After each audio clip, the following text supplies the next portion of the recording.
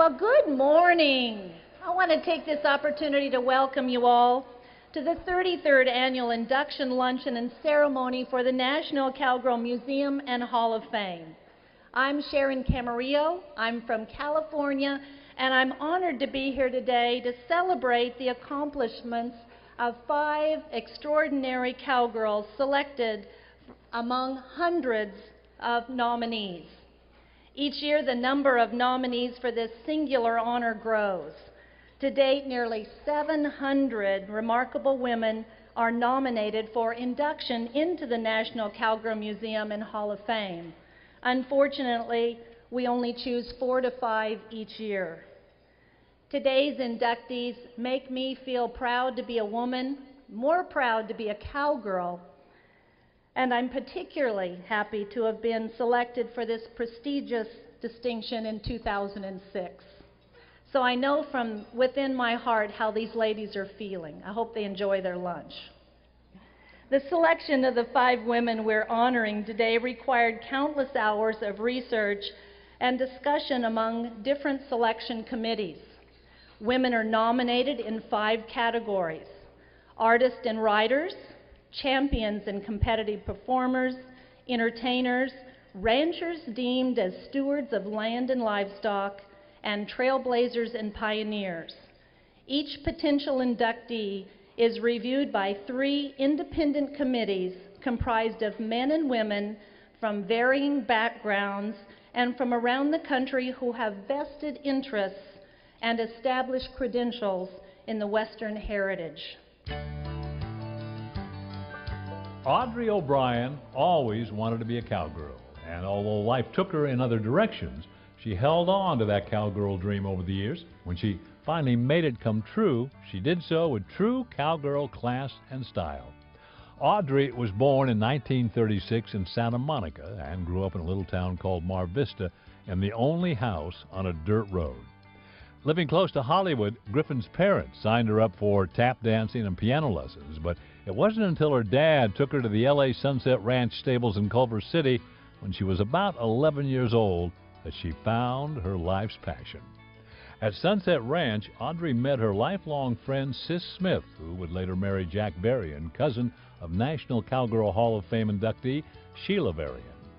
Audrey and Sis spent every summer together at the Sunset Ranch, where Sis's parents, Lois and Jute, made sure that the girls learned good values and hard work and experienced the joys of riding the hills of Southern California. At the Sunset Ranch, Audrey rode other people's horses, exercising them, driving hay rides, and in backyard rodeos, developing into a daring horsewoman. The best thing for my riding was the fact that I never had my own horse, she said. I always rode other people's horses, so I learned from all those different mounts. During those years at the Sunset Ranch, Audrey mastered the daredevil skill of Roman riding using a team she drove, pulling a hay wagon during the day, developed simply for the fun of racing her friend Sis. Roman riding took Audrey's life in an exciting direction. When she was 19 years old, Audrey was invited to join the Flying Valkyries, a touring specialty act. Audrey was one of 3 young women performing Roman riding stunts on 6 white horses. For 2 years in the 1950s, she toured the country, dazzling crowds in the spectacular 6-up, driving the entire team of 6 in and out of barrels and over jumps. It was quite spectacular, and as you can imagine, it got a bit wild, she said. Controlling a team of 6 horses at full gallop requires a cool head and lots of courage. The first time the team wrestled control from Audrey was in Billings, Montana. The crowd gasped as the team ran away with her at the reins, but the announcer reassured them. "Don't worry, ladies and gentlemen, she's a cowgirl, she'll be back." And she was. Audrey brought the team under control and the audience to its feet. After marrying Dick Campbell in 1960, Audrey took a hiatus from riding to raise 5 daughters. During those years, Audrey traded the stables for sailing, which the family enjoyed doing together. But after her girls were grown, when she was 50 years old, Audrey returned to her first passion and bought her first horse. With her second husband, Gary Griffin, she moved to the Santa Ynez Valley, and with her first quarter horse, a green mare named Dandy, learned how to do team penning. Sadly, cancer claimed Gary in 2000. Today, Audrey is a loved and respected member of the Santa Ynez Valley's vital equestrian community. She volunteers and competes in rodeos, winning buckles in reining, team penning, working cow horse, sorting, and calf branding. She generously shares her knowledge and love of horses with children. She continues improving her horsemanship and knowledge in breaking and training horses, and is respected as a hard-working, capable, and cheerful ranch hand, ready to help any rancher in need. Her chinks bear their brands, a friend says. For her dedication to horsemanship and cowgirl values, and for her positive and generous spirit, we warmly welcome Audrey O'Brien Griffin to the National Cowgirl Hall of Fame.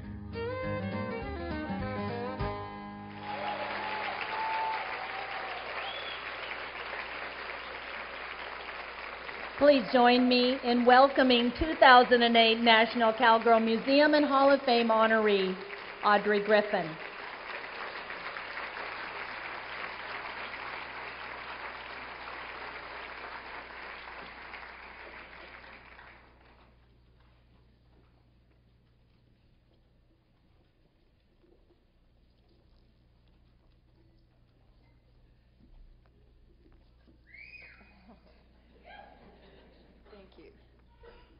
Thank you, Sharon.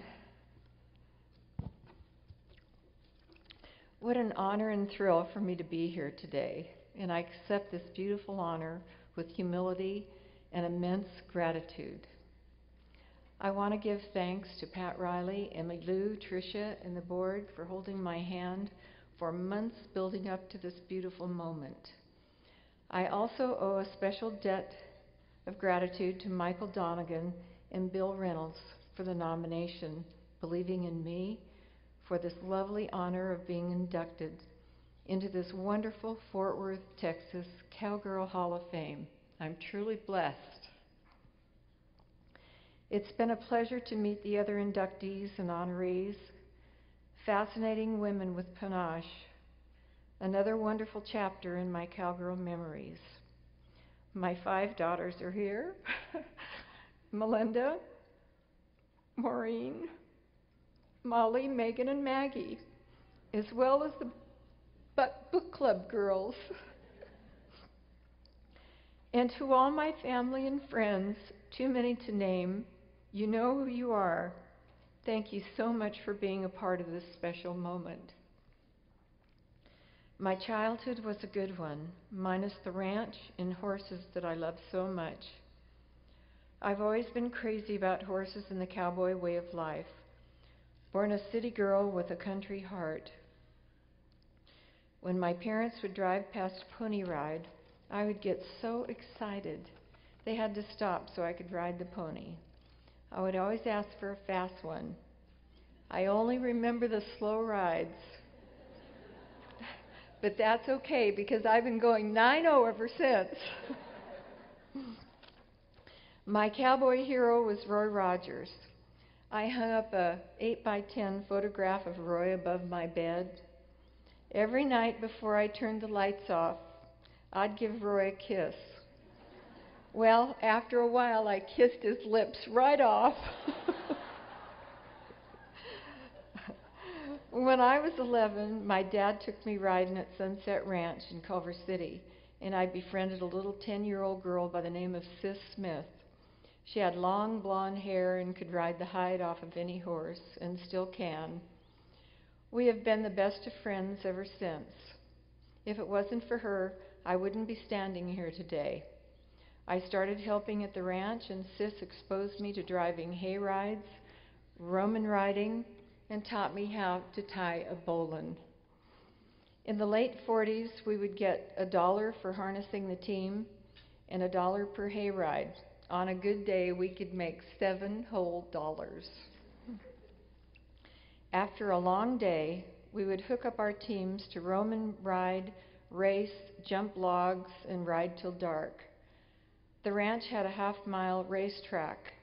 We would practice for the Roman race that we would have at the little rodeos on Sundays in the summer months. All the stable kids participated. And Sis would have been here today. However, they have a cattle drive on their ranch in Parkfield this weekend. In 1956, my girlfriend Mary Stetler paid me a visit at the Sunset Ranch on a Sunday. She told me they needed a 3rd girl to ride for the Flying Valkyries all over the United States and Canada. I was dubious my parents would allow me to go. However, for the next 2 days, my family discussed morals, integrity, opportunity, education, and chance of a lifetime and dream come true. Lois Hall, the woman that owned the Specialty Act, arrived at my door and promised my mom she would be a good chaperone and see that I attended Mass on Sunday, and down the road I went at age 19. 2 weeks later, I performed my first rodeo in Lake Charles, Louisiana, and within the first 24 hours, I was nicknamed Pruny. I had 2 great years of meeting fascinating people and having so much fun and doing what I loved doing best. In 1957, my mother and I went to Catalina with Dick Pasco and Cotton Rosser to gather all the cattle off the island. The cowboys waited until the tide was just right, loaded the cattle on 2 barges at White's Landing. A tugboat brought them to Long Beach to add what is today the Flying U Rodeo Stock Contracting Company. In 1958, Vern Elliott, one of the rodeo stock contractors in the 50s, put together a Wild West show in Brussels, Belgium, starring Casey Tibbs. With 77 cowboys and cowgirls, 50 Indians, 230 head of livestock, that was a great trip, a wonderful memory for my life's journey. The night before we left for Brussels, there was a party at the Randall Ranch. We all know Casey's favorite color was purple, so somehow the Randall's daughter's white cat turned purple that evening. I just wonder if June Ivory had anything to do with it. And for those of you that knew June, you know that she did. Plus, there might have been a Valkyrie in there too. I'm not too sure. The good thing was Casey did get the blame. My life now is so much fun. I try to go out to the Branquino Ranch as much as possible to team rope. And Brandy is here today. Years ago, she was teaching me how to dally. And of course, I was looking at the horn when I was dallying. She said, "Don't look at the horn, just look at my hat." So I practiced and practiced, dallying and looking at her hat, and I wasn't about to look at that horn. Well, when she turned me loose to rope a calf, I got lucky and caught. Well, when I dallied, I didn't look at the horn. I was looking at Brandy's hat. She gently told me, "Never take your eye off the calf." I feel so fortunate to help out at the Alisal Guest Ranch and the few other ranches in the valley. However, one of my favorite things to do is rope at the spring brandings with the Williams family. Young Jerry Williams is here today and has quite a few leases, so it keeps me very busy, gathering, sorting, pushing cattle into the chutes, and riding through the herds at calving time. Jerry has all of his niece and nephews helping him out with the cattle operation. So much fun for me riding with all of them. One of the nephews came home after a branding, and his mom said, "Well, who did you rope with today?" "Oh, I got to rope with Audrey." And out of the mouth of a 9-year-old cowboy, he said, "You know, Mom, she's really hot, but she's so old."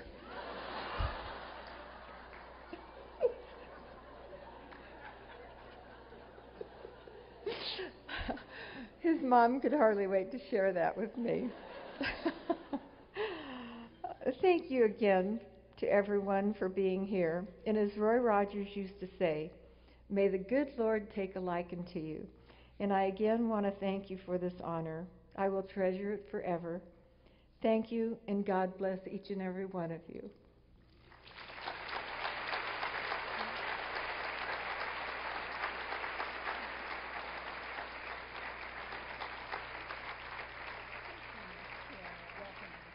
Thank you. I like this club.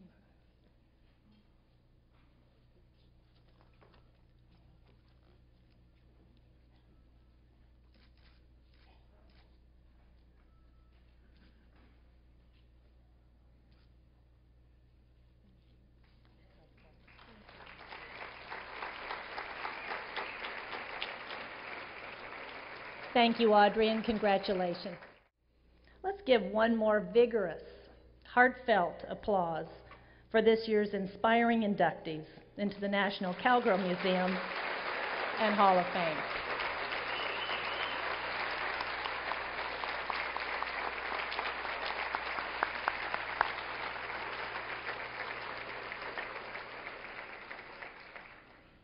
Before we close today's ceremony, let's take a moment to appreciate what a great institution the National Cowgirl Museum and Hall of Fame is and will continue to be. It brings to light previously untold stories that contribute to the texture of our great nation.